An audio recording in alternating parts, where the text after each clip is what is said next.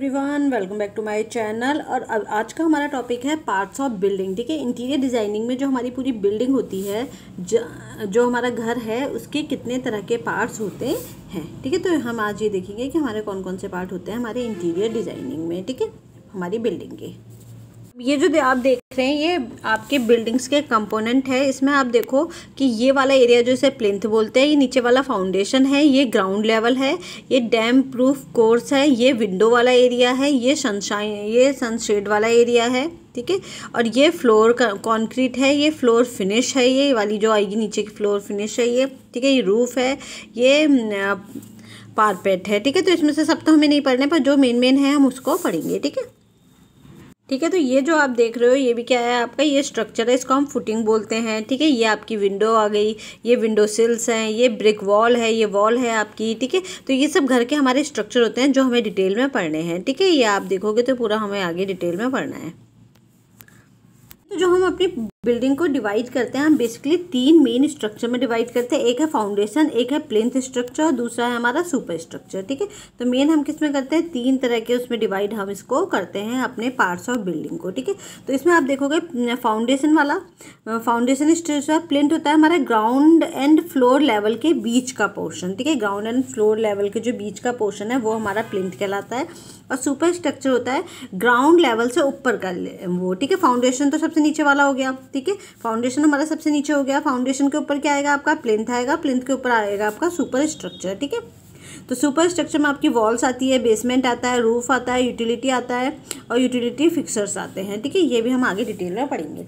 Main जो आपके parts हैं बिल्डिंग के वो है foundation, basement, plinth and plinth level, wall, doors and windows, sills, roof, steps and stairs और यूटिलिटी फिक्सर्स। ठीक है, ये हमारे मेन जो पार्ट्स ऑफ बिल्डिंग है। ठीक है, तो अब इसमें सबसे पहले हम देखेंगे फाउंडेशन वाला पार्ट। ठीक है, जो हमारे ये वाला फाउंडेशन वाला पार्ट था, सबसे पहले हमने ये देखना है फाउंडेशन वाला। ठीक है, तो फाउंडेशन के अंदर क्या आएगा आपका, फुटिंग है। सबसे पहले नीचे वाले पोर्शन में क्या होती है, फुटिंग होती है। सबसे पहले जो बुनियाद बोलते हैं हम। ठीक है, जब हम मकान बनाते हैं, अपना घर बनाते हैं, तो उसके नीचे जो बुनियाद होती है उसको क्या बोलते हैं, फाउंडेशन बोलते हैं। इसके नीचे सबसे पहले फुटिंग होती है, फिर फाउंडेशन पड़ती है, फिर उसके ऊपर प्लिंथ पड़ता है, उसके ऊपर फ्लोर पड़ता है जो हमारा फर्श होता है। ठीक है, तो ये इस तरीके से सबसे नीचे क्या आएगा आपका, फुटिंग आएगा। ठीक है, फुटिंग, फाउंडेशन, प्लिंथ और फ्लोर। ठीक है, तो सबसे पहले एक लेयर किसकी आएगी, फुटिंग की आएगी, फिर उसके ऊपर फाउंडेशन की बुनियाद की लेयर आएगी, फिर उसके बाद प्लिंथ की लेयर आएगी और फिर आएगी आपकी फ्लोर की लेयर। जब हम मकान बना रहे हैं तो नीचे फर्श के नीचे क्या क्या हमारे लेयर्स हैं। ठीक है, देखो इस तरीके से हमारी जब हम घर बनाते हैं तो हमारी बुनियाद जो है वो नीचे हम डालते हैं। ठीक है, तो ये सब क्या है, ये हमारे आपके सबसे नीचे वाला एरिया फुटिंग है। ठीक है, फुटिंग के ऊपर आपका क्या पड़ेगा, फुटिंग के ऊपर आपका पड़ेगा फाउंडेशन, सबसे नीचे फुटिंग, फिर फुटिंग के ऊपर फाउंडेशन पड़ेगा आपका, फाउंडेशन के ऊपर प्लिंथ और प्लिंथ के ऊपर आपका क्या पड़ेगा, फर्श पड़ेगा। ठीक है, तो ये आपका देखोगे तो इसमें आपको फुटिंग दिखाई दे रहा है। देखो ये है सारी हमारी फुटिंग, सबसे नीचे वाली एरिया। ठीक है, सबसे नीचे वाला एरिया जो है फुटिंग है ये। ठीक है, अब इसके ऊपर क्या पड़ेगी, पूरी एक लेयर पड़ेगी, ये जो आपको पिलर्स जैसे दिखाई दे रहा है ये फुटिंग है। ठीक है, ये इसके ऊपर क्या पड़ेगी आपकी, एक लेयर पड़ेगी, उस लेयर को हम क्या बोलते हैं, फाउंडेशन बोलते हैं। ठीक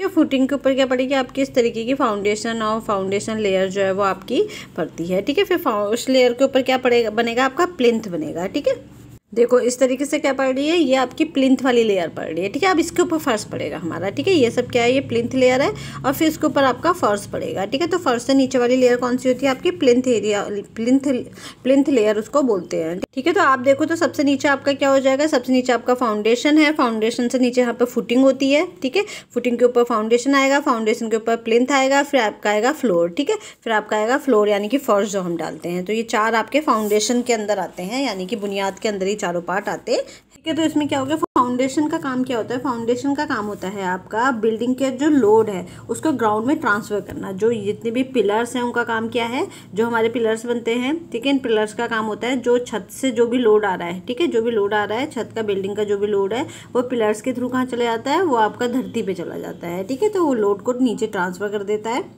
बिल्डिंग के लोड को कहाँ ट्रांसफर करता है, ग्राउंड में ट्रांसफर करता है। ठीक है, जमीन में वो ट्रांसफर कर देता है। ठीक है, तो फुटिंग है, फुटिंग के बाद फाउंडेशन है, फाउंडेशन के बाद प्लिंथ आएगा, प्लिंथ बाद नहीं ऊपर, सॉरी, सबसे नीचे फुटिंग है, फुटिंग के ऊपर फाउंडेशन, फाउंडेशन के ऊपर प्लिंथ और प्लिंथ के ऊपर फ्लोर। ठीक है, ये इस तरीके से आएंगे। फिर नेक्स्ट है इसमें फुटिंग देखेंगे।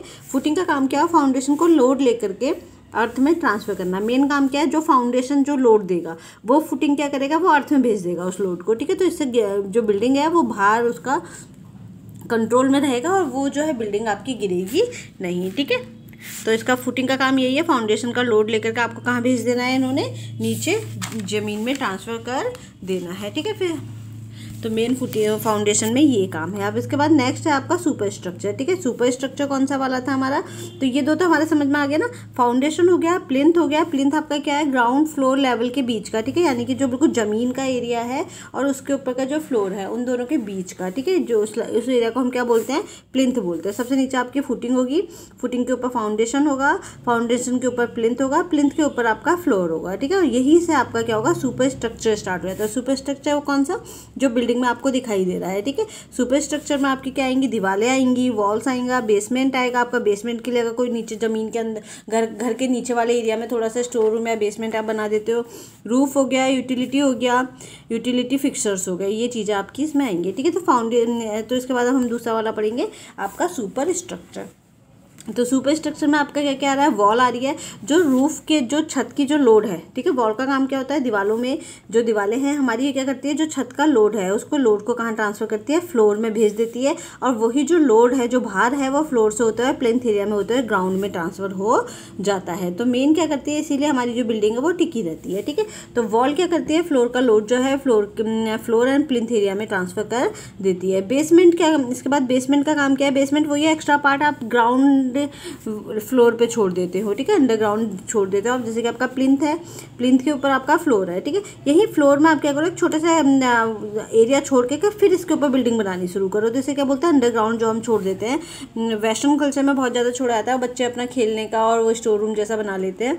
तो बेसमेंट उसको ही बोलते हैं, ठीक है। नीचे की तरफ स्टोर रूम में भी आप उसको यूज़ कर सकते हो, ज़रूरी नहीं है बेसमेंट बनाना आपको। सिल्स हो गई आपकी horizontal bottom level under Windows, जो विंडो के नीचे जो आपका यहाँ पे बॉटम लेवल होता है, ठीक है। विंडो के नीचे थोड़ा सा फ्रेमिंग जो होती है उसको क्या बोलते हैं, हम सिल्स बोलते हैं, ठीक है। रूफ हो गई, रूफ आपका छत को बोलते हैं upper part from inside ceiling, ठीक है। रूफ हमारा क्या है, जो हमारी सीलिंग है उसका, वो हमारा इनसाइड से हम उसे सीलिंग बोलते हैं, ऊपर से हम उसे रूफ बोलते हैं, ठीक है। तो हमारे छत जो है, रूफ जो है। यूटिलिटी फिक्सर हो गए हमारे इमूवेबल आइटम और टू फिक्स, जो हम अपने घर में इमूवेबल यानी कि जिन्हें हम मूव नहीं कर सकते, उन आइटम्स को जब हम फिक्स करते हैं, जैसे कबर्ड्स हो गई, ठीक है, अलमीरा हो गई, हम क्या करते हैं अपनी दीवारों में कबर्ड्स और अलमीरा को क्या कर देते हैं, फिक्स कर देते हैं। तो उसे क्या बोलते हैं, यूटिलिटी फिक्सर्स बोलते हैं, ठीक है। इमूवेबल आइटम्स को फिक्स कर देते हैं हम, जैसे कबर्ड हो गए, स्लैब्स हो गए, जो किचन में स्लैब्स हो गए, और कुछ चीज़ें हम इसमें इंक्रीज एस्थेटिक वैल्यू के लिए भी हम यूज़ करते हैं। आजकल तो लोग सोफ़ा भी बिल्कुल जो बाहर ग्राउंड में सोफ़ा वगैरह भी बिल्कुल यूटिलिटी फिक्सर में बना देते हैं, और उसके अलावा सीमेंट का और इन सब चीज़ों का बना देते हैं। तो ये सब क्या है, हमारी यूटिलिटी फिक्सर्स में आती है, जिन्हें हम मूव नहीं कर सकते, और कंस्ट्रक्शन के टाइम पे ही हम इन्हें उसमें कंस्ट्रक्शन के पार्ट ही ये हमारे बन जाते हैं, ठीक है। इसके अलावा ये अब आपको समझ में आ ही गया है, आपका जो फाउंडेशन हो गया, फाउंडेशन के बाद आपका पहले फुटिंग था, ठीक है, फिर फाउंडेशन था, फिर प्लिंथ था, फिर फ्लोर था। इसके अलावा आपका बेसमेंट हो गया, वॉल हो गए, डोर्स एंड विंडोज़ हो गए, सिल्स हो गए, रूफ हो गए, स्टेप्स एंड स्टेयर्स हो गया, यूटिलिटी फिक्सचर्स हो गए। ये सब हमारे किस में आएंगे, ये सब हमारे सुपर स्ट्रक्चर में आएंगे, ठीक है, जो हमारे ग्राउंड लेवल से ऊपर का स्ट्रक्चर है। तो ये हमारी बिल्डिंग के इतने पार्ट्स होते हैं, ठीक है। फोटोग्राफी मैंने आपको दिखाई दी है सारी। इसके बाद जो नेक्स्ट है हमारा, ये इसमें एक चीज़ और भी है, अब हम पढ़ेंगे इसका टाइप्स ऑफ रूफ, ठीक है। रूफ्स की जो कितने तरह की रूफ्स हमारी पाई जाती हैं, छतें कितने तरह की पाई जाती हैं। तो छतों में एक तो हमारा मेन जो छत को हम डिस्क्राइब करते हैं, ठीक है, छत को डिस्क्राइब करते हैं हम फ्लैट रूफ से, जो उसका वो है, जैसे मान लो ये आपकी छत है, जो आपका रूफ़ है, इसमें जो स्लोप होता है, ठीक है, जो थोड़ा सा ढलान होता है, स्लोप जिसे हम बोलते हैं। तो हम जो छत को डिस्क्राइब करते हैं वो हम उसके स्लोप के शेप पे डिस्क्राइब करते हैं, ठीक है। तो अगर फ्लैट रूफ़ है तो flat with a small slope, ठीक है, मतलब ये फ्लैट होगा, बस हल्का सा यहाँ पर ढलान होगा, जो वाटर है बारिश का जो जाएगा वो उससे बाहर निकल के नीचे आपका जो होल है उससे नीचे निकल के चला जाएगा पाइप से, ठीक है। तो बस इसमें हल्का सा स्लोप होता है, मतलब हल्का सा ढलान होता है, जो वो किसके लिए होता है, वाटर ड्रेनेज के लिए होता है, ताकि वाटर जो है वो निकल के चला जाए। तो ये flat with a small slope for water drainage. दूसरा है हिप रूफ। हिप रूफ में क्या होता है, इसमें चारों तरफ स्लोप पाए जाते हैं, इधर भी इधर भी इधर भी, चारों तरफ आपकी क्या पाए जाएंगे, ढलान पाए जाएंगे, ठीक है। गैबल रूफ में क्या होता है, दो तरफ स्लोप पाए जाते हैं, कितने तरफ स्लोप पाए जाएंगे, दो तरफ स्लोप पाए जाएंगे गैबल रूफ में, ठीक है। इसमें सिर्फ दो तरफ स्लोप पाए जाएंगे, एक इस तरफ और एक इस तरफ, ठीक है।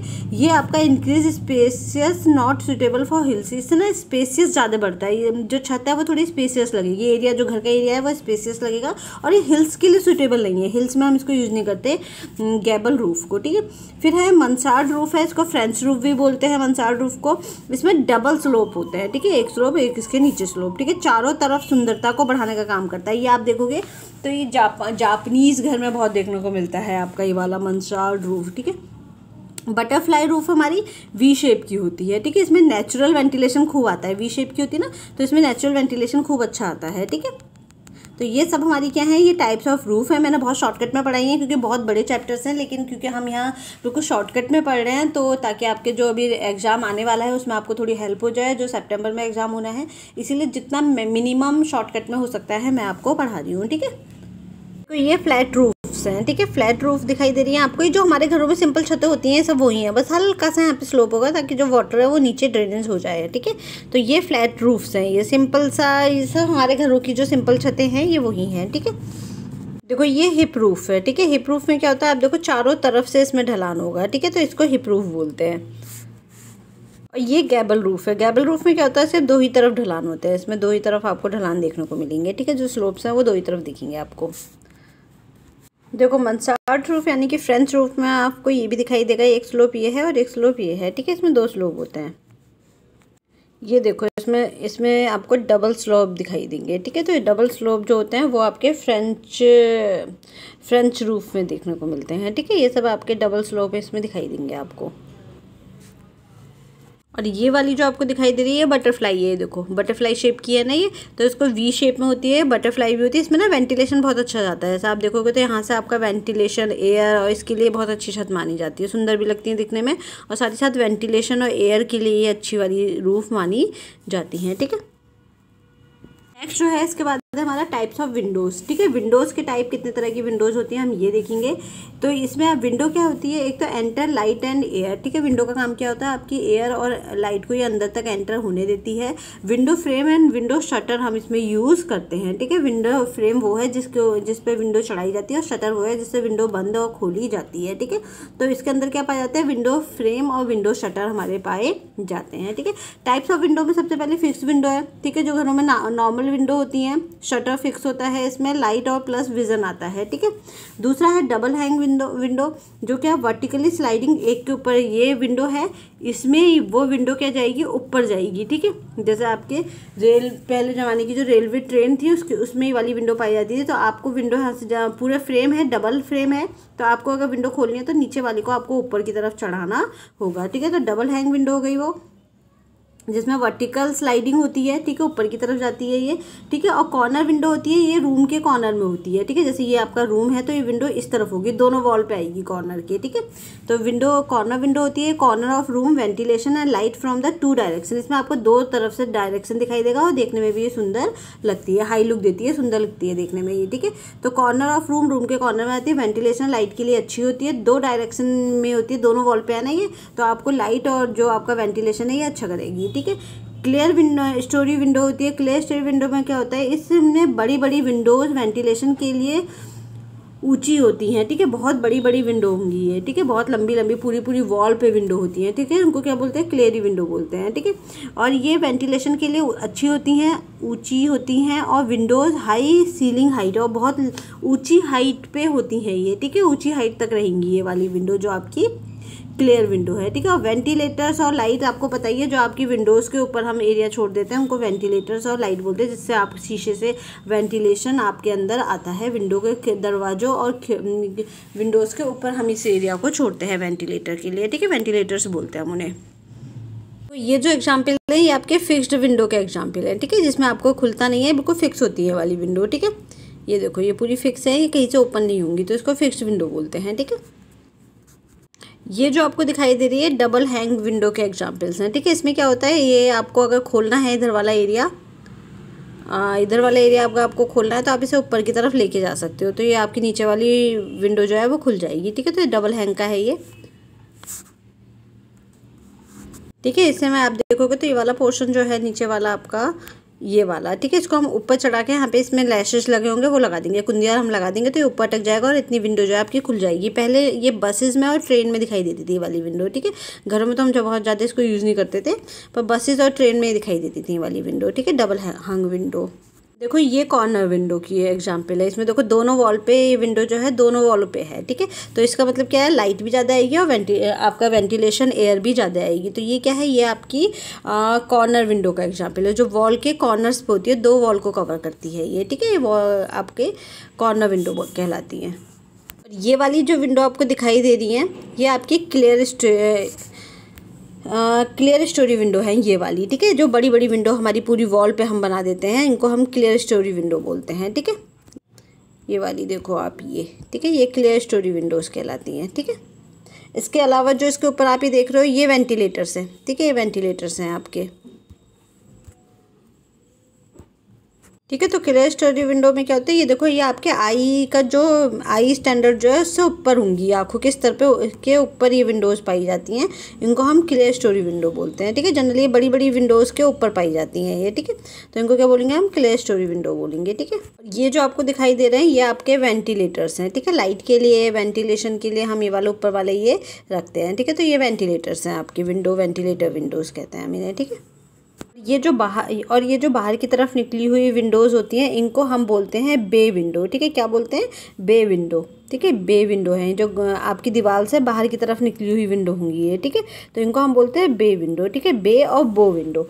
तो जो बे विंडो होती है उसमें आपके देख रहे हो ये आपके 45 एंगल्स पे होती हैं, ठीक है। बे विंडो 45 एंगल्स पे होंगी, यानी कि आपके 3 पोर्शन दिखाई दे रहे हैं आपको, ठीक है। तो 45 एंगल्स पे आपके 3 पोर्शन होंगे बे विंडो में। लेकिन जो आपकी बो विंडो होती है, ऐसी ही सेम बो विंडो होती है पर उसका जो एंगल है वो थोड़ा कम होता है, ठीक है। देखो ये वाली जो है ये आपकी बे विंडो है, ठीक है। और ये बो है, बो में जो है एंगल है वो जो आपका एक तरीके से इसमें एंगल ज़्यादा है, इसमें थोड़ा कम कम एंगल्स हैं, ठीक है।